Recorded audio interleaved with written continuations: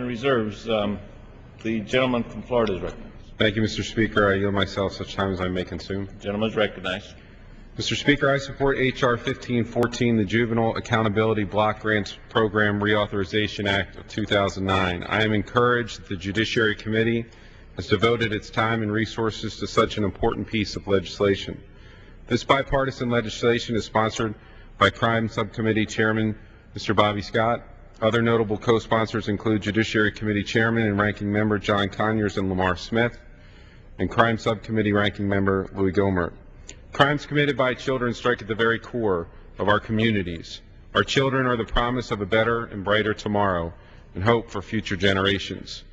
Reducing juvenile crimes and improving the juvenile justice system is a vital step in preserving and protecting the future of our children.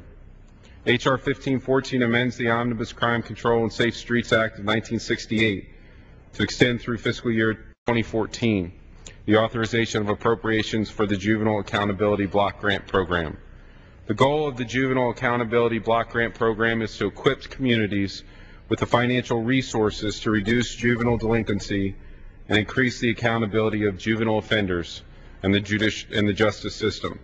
The Juvenile Accountability Block Grant Program awards federal block grants to the 50 states, the District of Columbia, and the 5 U.S. territories, Puerto Rico, the U.S. Virgin Islands, Guam, American Samoa, and the Northern Mariana Islands.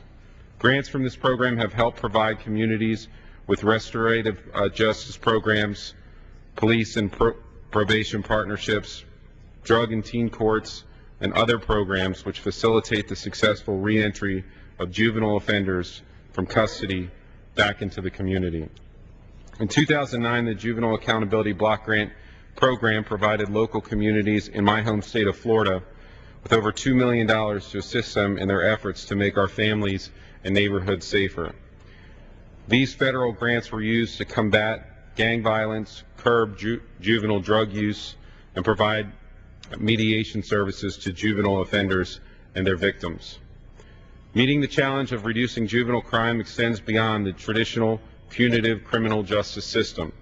It requires a comprehensive approach to ensuring that juveniles not only receive punishment proportional to their crime, but also receive the support that they need to get back on the right track.